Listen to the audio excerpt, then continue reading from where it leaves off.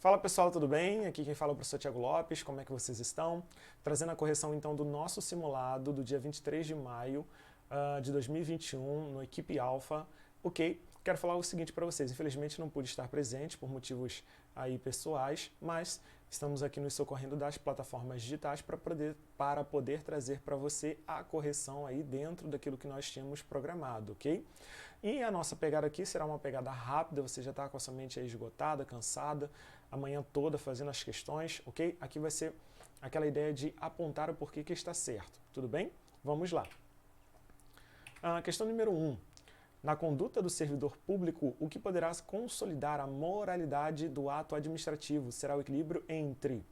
Gabarito dessa questão, letra D de dado, tá, pessoal? A legalidade e a finalidade. Inclusive, essa questão é pautada na doutrina da professora Maria Silvia Zanella de Pietro. Ela, inclusive, vai dizer que a moralidade é justamente ir além da lei.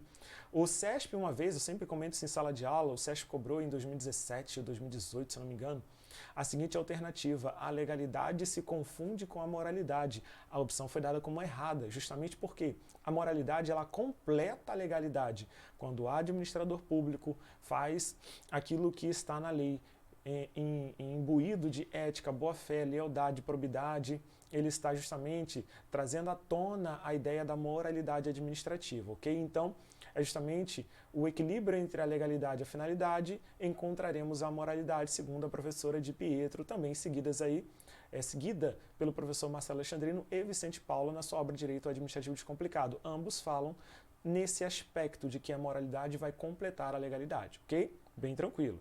Questão de número 2. A respeito dos órgãos da administração pública direta e indireta, é correto afirmar. Então, a número 2, ele quer a opção correta. Letra A. As fundações públicas são entidades assemelhadas às fundações privadas, tanto no que se refere à sua finalidade social, quanto no que diz respeito ao objeto não lucrativo. Gabarito letra A, sem sombra de dúvida, pessoal. Por quê? Eu costumo falar em sala de aula quando trabalho a administração indireta, principalmente as fundações, que a fundação, seja ela pública, seja ela privada, pautada ali no artigo 69 em diante do Código Civil, ela atuará sempre em áreas de cunho social, seja essa fundação do poder público ou seja essa fundação privada, ok? Esta opção eu peguei de uma questão de prova, tá, gente? Não foi eu que fiz, não. Foi cobrado em prova, tudo bem? Lembrando que a fundação, ela não pode explorar atividade econômica em hipótese nenhuma, porém, na administração pública indireta, temos a possibilidade de termos uma fundação de direito público quando criada por lei e ter uma fundação pública de direito privado quando ela for autorizada por lei, tudo bem? Gabarito letra A, ok? Vamos lá. Rapidinho aqui, por que as outras estão erradas? Letra B de bola, a autarquia não está sujeita ao controle da pessoa jurídica que a criou. Está errado porque sim, está sujeita. Até dei um mole, coloquei um não aqui em caixa alta. Letra C. A autarquia pode ser criada por decreto? De forma alguma. Para criar a autarquia precisa de lei ordinária específica. Artigo 37, inciso 19 do texto constitucional. Tudo bem? Letra D de dado. As sociedades de economia mista são pessoas jurídicas de direito privado, instituídas pelo poder público mediante autorização legislativa sob qualquer forma. Jurídica não. A sociedade de economia mista só pode ser constituída sob a modalidade SA, ok? Sociedade anônima. Letra E. A aquisição de personalidade jurídica da empresa pública criada no âmbito do Poder Executivo ocorre com a edição de ato, geralmente decreto, que dispõe sobre os atos constitutivos. Não, ela precisa de uma lei autorizativa e depois ela será registrada no cartório, ok? Ela será registrada e terá o arquivamento dos atos constitutivos na repartição competente, que será a junta comercial, ok? Ou o registro civil de pessoa jurídica, beleza? Número 3. Com relação à administração pública direta e indireta, assinale a opção incorreta. Aqui nós queremos a opção errada, ok? Essa questão aqui eu a elaborei fazendo aí uma miscelânea com algumas opções e coloquei uma questão aqui bem tranquila para você acertar, ok? Vamos lá. Letra A. Os ministérios são órgãos autônomos que compõem a estrutura direta da administração pública federal, ok? Tá certa essa questão, tudo bem? Estudamos, inclusive, no Equipe Alfa, na sexta-feira, justamente a disciplina órgãos administrativos. Disciplina não, né? O assunto da disciplina Direito Administrativo, órgãos administrativos, bens públicos e também agentes públicos, tudo bem? Quanto à posição estatal, temos 4 possibilidades: órgãos independentes, autônomos, superiores e também subalternos. Quanto à sua estrutura, pode ser simples ou composto. Quanto à atuação funcional, pode ser unipessoal ou singular e também colegiado. Tranquilo? Letra B. A administração pública indireta é constituída por serviços atribuídos a pessoa jurídica diversa da União, públicas ou privadas, vinculadas ao Ministério, mas administrativa e financeiramente autônomas. Questão linda demais, opção, melhor dizendo, está certa, então não é o nosso gabarito. C. A administração direta é o conjunto de órgãos integrados na estrutura da administração pública da União. A exemplo, tem-se o Ministério da Ciência e Tecnologia e Controladoria Geral da União, o Ministério do Desenvolvimento Social e Combate à Fome, entre outros, ok? Essa questão também está certa, tá, pessoal? Conjunto de órgãos integrados. Apesar de ser o seguinte aqui, ó, deixa eu falar para você. Aqui nós temos dizendo que é da União. Ah, professor, e eu achei que essa aqui estava errada, porque também tem a administração pública no Estado, DF, município. E sim, também tem órgãos públicos. Inclusive, isso está no artigo 37, caput do nosso texto constitucional. Porém, o que eu aconselho quando você estiver diante de uma questão como essa? Procure obedecer aquilo que traz do enunciado. Se você tem dúvidas, busque a mais errada, ok? Essa questão está certa, foi considerado certo pela banca e temos uma... tem, claro, a possibilidade de ser questionada, mas eu não anulo essa questão, tudo bem? Vamos lá. Letra D. As pessoas jurídicas integrantes da administração pública indireta, autarquias, fundações, empresas públicas e sociedades de economia mista apresentam um ponto em comum. São criadas por lei específica. Opa! São criadas por lei específica? Não. Esse aqui é um erro bem grosseiro, diferente do erro que há na letra C. Isso é fazer concurso, pessoal. Nós estamos aqui treinando você. Tudo bem? A letra C tem uma pequena incongruência? Tem. Mas a letra D está claramente errada, porque as autarquias são criadas por lei específica, porém, as fundações públicas de direito privado, as sociedades de economia mista e as empresas públicas são autorizadas por lei, ok? A sua criação será autorizadas por lei. Lei ordinária específica. Tudo bem? Gabarito, então, letra D de dado. Letra E está certa. É possível a existência no plano federal de entidades da admissão direta vinculadas aos poderes legislativo e judiciário. Também está certa. Quem fala isso é o professor Eli Lopes Meirelles, professor Marcelo Alexandrino, professor Alexandre Maza, entre outros, ok? Não há uma proibição para essa afirmativa. Portanto, está certa e essa questão aqui, a letra E, ela é de delegado da Polícia Federal cobrada pelo CESP. Tudo bem? Vamos lá. Número 4. Não é atividade típica do poder de polícia. Não é a atividade típica do poder da polícia administrativa, do poder de polícia. Aqui eu esqueci de botar 2 pontos. A aplicação de sanção ou de sanções aos concessionários de serviços públicos pela inadequação do serviço. O gabarito também já é a letra A, pessoal. Por quê? Vamos lá.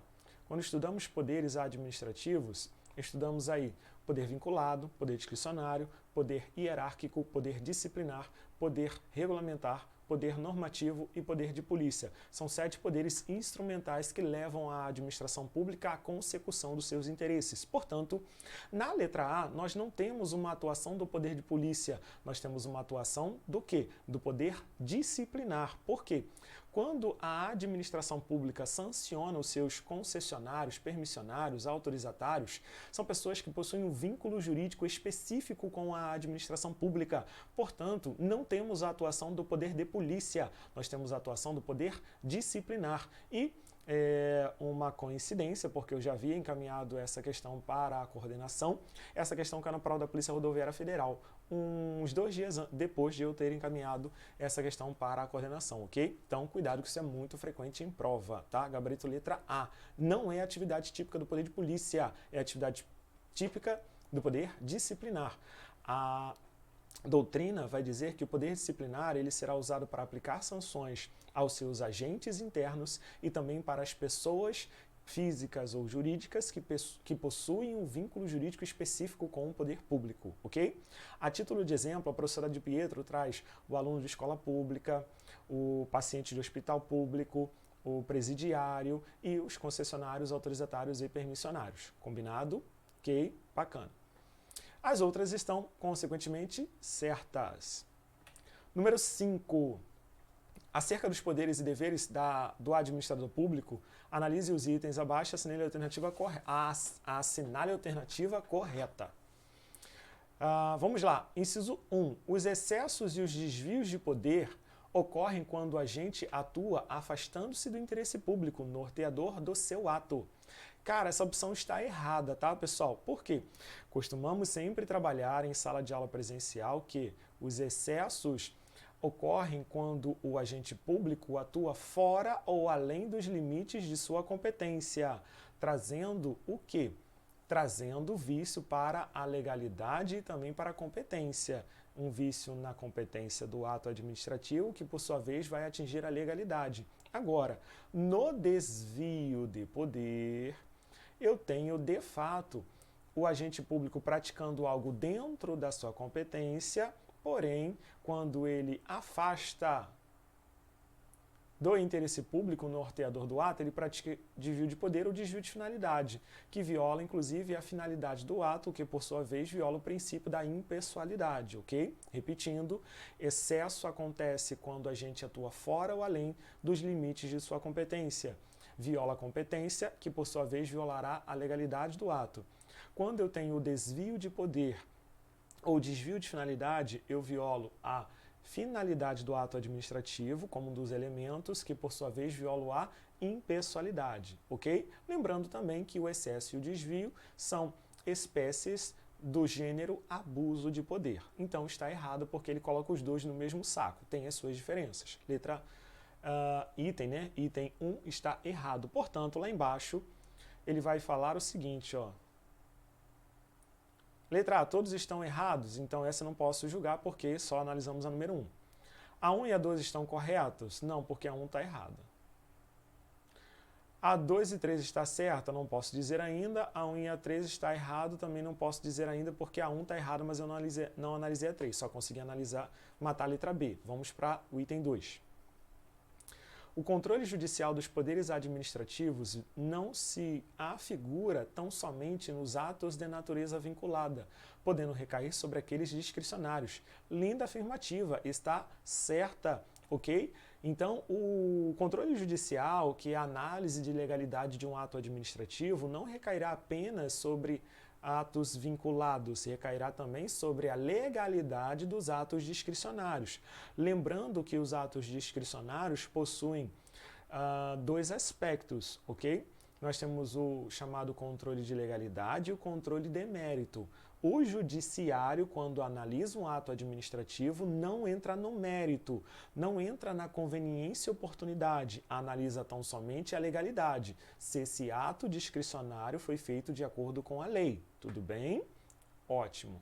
Item 2, portanto, está certo. Bom, a letra A agora eu consigo matar. Por quê? Porque se a 2 está certa, consequentemente, eu sei que não é a letra A. Bom, temos ainda a C e a D de dado. Bom, não consigo matar ainda. Vou ter que ler a 3 do mesmo jeito. Atentando-se aos interesses coletivos, podemos afirmar que o controle judicial poderá recair, acabei de falar, sobre avaliação e conveniência e oportunidade. Não, não pode, ok? O judiciário não pode entrar no mérito administrativo. Lembre-se, porque isso é muito cobrado em prova, ok? Portanto, a 3 está errada. Se a 3 está errada, não pode ser a letra C. Gabarito letra D de dado. Tranquilo? Ótimo. Número 6. A respeito do vício do ato administrativo, é correto afirmar vício nos elementos, ok? Nós temos aí os vícios, os 5 elementos, vícios de competência, de finalidade, motivo, objeto e também na forma. Tem que lembrar aí que nós estamos em sala de aula, ok? Bom, letra A. O vício quanto ao motivo só se configura ante a falsidade no motivo? Não. Nós temos também a inexistência do motivo, falsidade ou inexistência. Falsidade ou inexistência, ok? Falsidade é quando o motivo é falso, inexistência é quando não há o motivo, ok? Letra A está errada. B de bola. A usurpação de função ocorre quando o agente público excede os limites de sua competência? Não. Usurpação de função é inclusive um crime, tá? No artigo 328 do Código Penal. Usurpação de função é quando o particular pratica um ato administrativo se passando por funcionário público, de acordo com a redação do CP, tudo bem? Usurpação de função não se confunde com agente de fato, cuidado com isso, ok? No agente de fato, que é aquele cara que tem uma irregularidade na sua nomeação, quando ele vai ser investido no cargo público, melhor dizendo, porque segundo o Estatuto, nós temos uma problemática aqui, ok? O Estatuto do Rio de Janeiro vai dizer que para os cargos comissionados a investidura acontece com a posse, porém, para os servidores públicos efetivos acontece com o exercício. Então, quando da investidura, se há uma irregularidade, aí há um agente de fato, inclusive chamado de agente putativo. Os seus atos serão considerados válidos pela teoria da aparência. Porém, usurpação de função, os seus atos são tidos como inexistentes, já que não há nenhum tipo de vínculo entre o usurpador de função e a administração pública. Foi? Legal? Letra B está errada. C. Aplica-se plenamente a teoria de nulidade do direito civil ao vício do ato administrativo? Plenamente não, ok? Plenamente não. O erro está no plenamente. É possível aplicar? Sim. Plenamente? Não. Bom, dentre outras condutas, caracterizam o vício quanto à competência, a usurpação de função, excesso de poder e função de fato? Sim. Cara, é um tanto quanto estranho afirmar que função de fato é um vício, é um erro na competência. Porém, cara, você aqui vai ter que dar uma abstraída, você, minha amiga, vai ter que dar uma abstraída. Isso aqui é trazido pela doutrina do professor Marcelo Alexandrino Vicente Paulo, a professora de Pietro, tá? Eles dois, esses 3 doutrinadores, falam claramente na sua obra. A professora Ana Cláudia Campos também cita. Alguns outros doutrinadores não vão citar os 3, porém, a usurpação de função e o excesso de poder são pacíficos na doutrina. A função de fato tem aquela problemática. Outra coisa, pacífico não. Usurpação de função também há uma brigazinha na doutrina. Porém, a doutrina majoritária vai entender que esses 3 resvalam na competência. Mas quero, mais uma vez, trazer à tona a seguinte explicação. Apesar de a função de fato ser considerado um vício na competência, de uma outra forma, você tem que visualizar que os atos praticados pela função de fato são válidos pela teoria da aparência, ok? Perante terceiros de boa fé. Cuidado com isso em prova. Professor, mas é assim, contraditório. Sim, é contraditório, mas eu não posso prejudicar o particular que olhou para um agente que tinha um problema na sua investidura e deixar de beneficiá-lo, porque ele vai atrás da administração pública, atrás de um ato administrativo, como por exemplo uma licença, uma autorização, uma aposentadoria. E aí, aquele cara que está atrás do balcão, que possui um defeito na investidura, não é culpa do particular que foi lá solicitar um ato administrativo. É culpa da administração que deu mole em não analisar a documentação necessária para esse agente chamado agente putativo. Tudo bem? Bacana? Ótimo. Gabarito letra D de dado. Pessoal, a gente não está exaurindo aqui de forma detalhada todas as opções, porque não é a proposta do nosso simulado, tá? A proposta de estudar esses assuntos da disciplina de Direito Administrativo com calma é lá na nossa turma presencial, tudo bem? Que corre aí toda semana aí, diuturnamente. A gente está batendo firme aí o edital da Polícia Civil aí do edital passado para que você esteja preparada para lograr êxito na sua busca aí do concurso da Polícia Civil do Rio de Janeiro, ok? Vamos lá. Letra A é o ato ilegal por vício de forma apenas quando a lei expressamente exige? Não, também não, ok? Expressamente. Apesar de que isso aqui também é um pouco debatido na doutrina, mas majoritariamente não. Letra não. Número 7. Para acabar, dentro do tempo aí estipulado. Bom, a remoção de ofício, ele quer a certa. A remoção de ofício do servidor público como punição por algum ato por ele praticado caracteriza vício quanto ao elemento motivo do ato administrativo? Não. Remoção de ofício do servidor com intuito de punição viola a finalidade do ato, ok? Anota aí. Isso aqui é muito cobrado em prova, pessoal. Finalidade do ato. Letra B de bola. Deixa eu colocar aqui o telefone aqui, calma aí. Ótimo. É possível controle judicial da discricionariedade administrativa desde que se respeite os limites assegurados pela lei e a atuação administrativa? Bom, deixa quieto, tá? Já vou falar o gabarito já, não tem como aqui esconder de vocês. Gabarito é letra B de bola mesmo, tá? É possível controle judicial da discricionariedade administrativa? Cara, foi considerado como certo pela banca. Quem cobrou essa questão aqui foi o CESP também, tá? Sim, desde que eu analise a legalidade do ato. Vamos analisar as outras para ver se você conseguiria, pelo menos ter dúvida quanto às outras opções ou se você marcou essa questão aí por eliminação. Letra C. Deixa eu beber uma água aqui.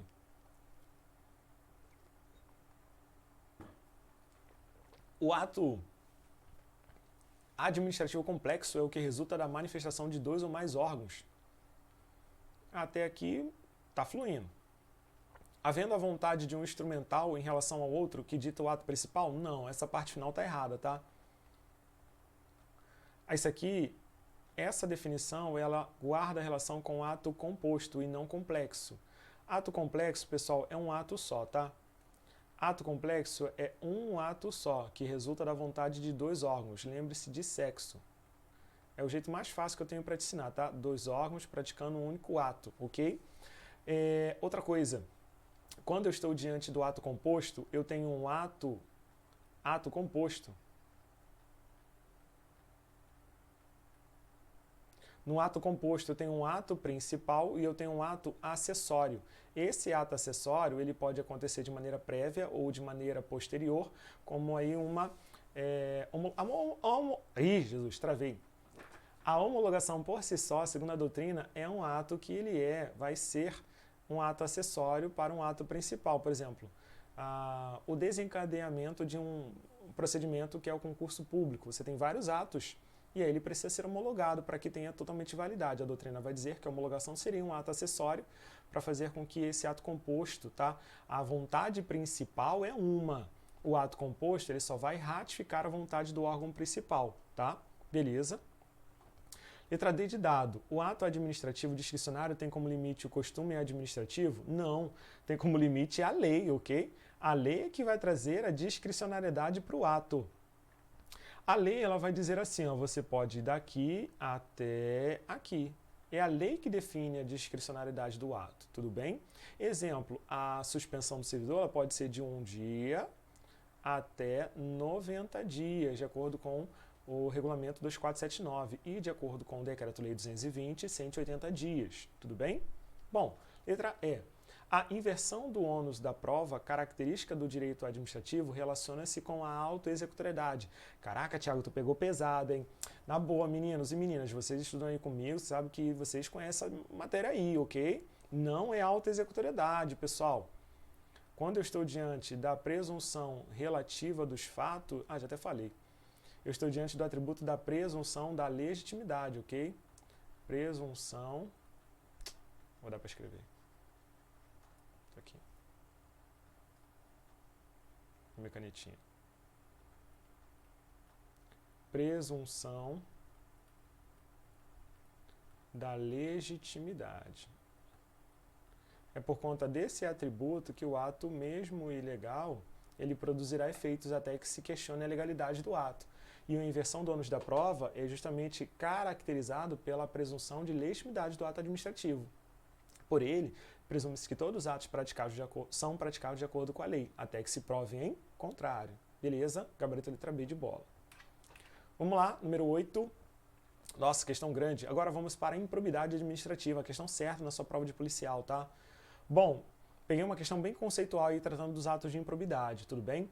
Trata-se dos casos de improbidade administrativa. Assim, a referida lei expõe que constitui ato de improbidade importando enriquecimento ilícito, auferir qualquer tipo de vantagem patrimonial indevida em razão do exercício do cargo, mandato, função, emprego ou atividade realizadas na administração direta, indireta ou fundacional de qualquer dos poderes da União, Estado, DF, município. De acordo com a lei citada, assinale a alternativa que trata de ato que seja enriquecimento ilícito. Nós temos 4 atos de improbidade, ok? Nós temos o enriquecimento ilícito, nós temos prejuízo ao erário ou lesão ao erário, nós temos também o atentado contra os princípios e a concessão indevida de benefício tributário ou incentivo fiscal. São os 4 atos de improbidade. Artigo 9, artigo 10, 10A e 11 da Lei 8429. Vale a pena a leitura, ok? Cada um tem a sua especificidade. Violar um princípio não é você oferir vantagem devida e nem dar um prejuízo para a administração. É você violar um princípio mesmo, tá? Princípios constitucionais e infraconstitucionais que nós estudamos em nossa aula. Violar a legalidade, a impessoalidade, a moralidade, a eficiência, enfim, tá? A concessão indevida do tributo é quando eu cobro ISS a menor do que estabelecido na lei, tudo bem? Prejuízo erário não é quando você quer ganhar vantagem devida, é quando você, sem querer ou querendo, dá um prejuízo na administração. Você não está a fim de ganhar dinheiro, mas você acaba prejudicando o poder público, quebrando o carro da polícia, batendo com um fuzil na pedra, estragando lá as insígnias da Polícia Civil, alguma forma. Você está revoltado da vida, joga água no computador e queima.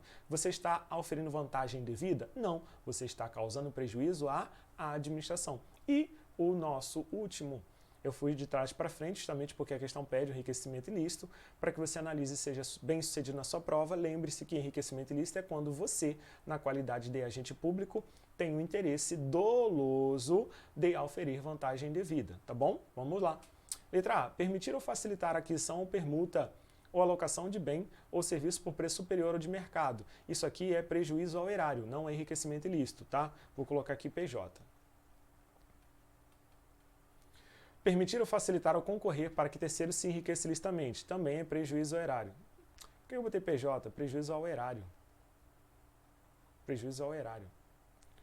PE. Prejuízo ao erário também. Letra B também, Tiago? É. C. Aceitar emprego, comissão ou exercer atividade de consultoria. Pô, se tu tá aceitando emprego, comissão ou exercer atividade de consultoria, assessoramento para pessoa física ou jurídica que tem interesse suscetível por ser atingido ou amparado por ação ou omissão decorrente das atribuições do agente público, você tá oferindo vantagem devida. Gabarito letra C. Tá bem tranquilo, cara, improbidade. Realizar operação financeira sem observância das normas legais é prejuízo ao erário. E revelar ou permitir que chegue ao conhecimento de terceiros antes da respectiva divulgação oficial é atentado contra os princípios, tá? Beleza. 9, já estamos fechando. A função policial se funda nos princípios da... Aqui temos 2 questões de estatuto. 9 e 10 são questões do estatuto da Polícia Civil. A coordenação nos pediu aí para colocar 2 questõezinhas da PCERS. Ok? Vamos lá. Droga. Risquei bem o... Pronto. Ai, ai. Eu ia tentando dominar essa canetinha aqui. Vamos lá. Letra A. Gabarito é letra D de dado, tá, pessoal? Hierarquia e disciplina, sendo incompatível com qualquer outra atividade, salvo as exceções previstas em lei. Cara, estatuto é letra de lei, mano. Não tem pra onde você fugir. Gabarito, letra D de dado. E, última questão. Entre as condutas que o servidor pode ser punido, marca a alternativa que caracteriza a transgressão de natureza média. Questão certa na sua prova. Certa. É cobrar aí quando eu vou ter uma conduta grave, média ou leve para o policial, tá? Questão certa na sua prova. Vamos lá. Qual é a infração média, pessoal? Gabarito da questão número 10 é letra E. É de eco, ok? Por quê? Maltratar preso sob guarda ou usar de violência desnecessária no exercício da função policial é infração de natureza média, tá? Não é grave, e essa é uma possível pegadinha, porque o cara que está desprevenido, não estuda no equipe alfa, pode ficar despercebido e perder essa questão, tudo bem? Então não dá mole. Quando eu maltrato o preso na qualidade policial, eu cometo uma transgressão de natureza média. Não é grave, ok? Beleza? Tranquilo, pessoal? Bom, espero que você tenha ido bem aí nas nossas 10 questões de direito administrativo. Mais uma vez digo, é um prazer estar estudando com você aqui no Equipe Alfa. Um beijo no coração, até a próxima. Tchau, tchau!